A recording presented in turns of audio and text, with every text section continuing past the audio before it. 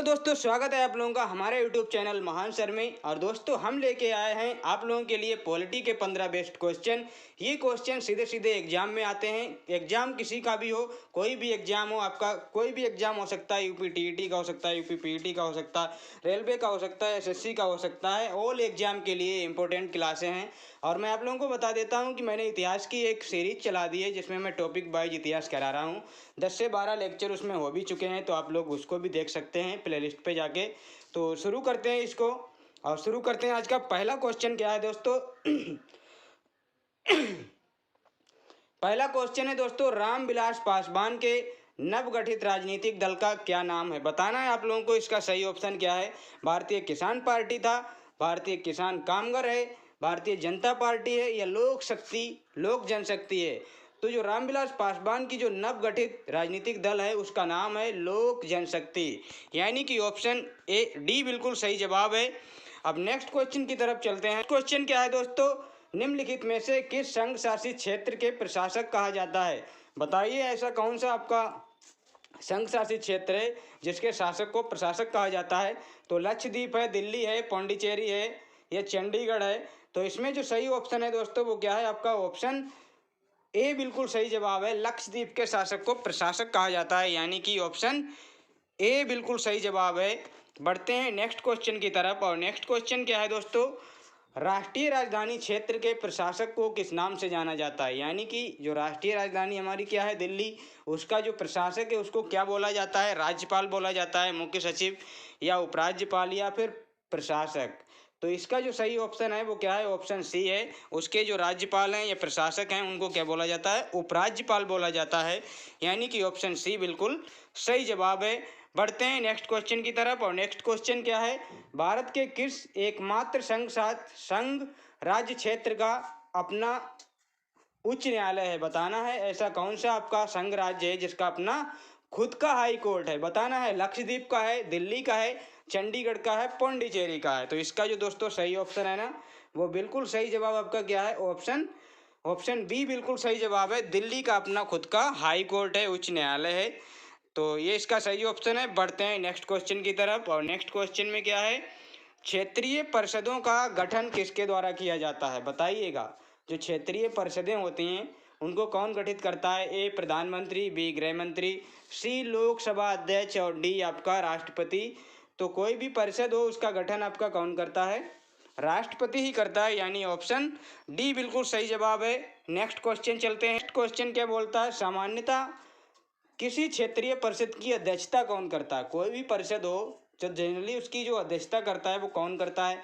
क्या राष्ट्रपति करते हैं, लोकसभा अध्यक्ष करता है, उप प्रधानमंत्री करता है, केंद्रीय गृह मंत्री, या फिर प्रधानमंत्री? तो इसका सही जवाब आपका क्या है? ऑप्शन सी बिल्कुल सही जवाब है। केंद्रीय गृह मंत्री जो हैं वो इसकी अध्यक्षता करते हैं। तो ऑप्शन सी बिल्कुल सही जवाब।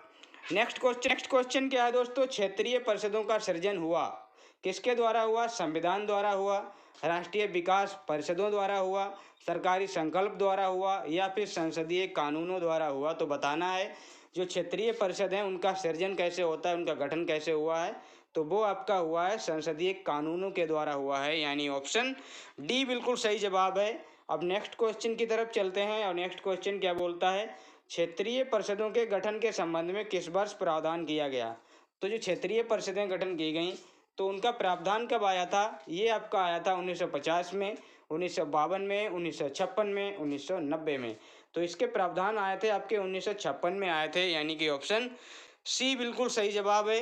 नेक्स्ट क्वेश्चन देखते हैं दोस्तों। नेक्स्ट क्वेश्चन क्या है?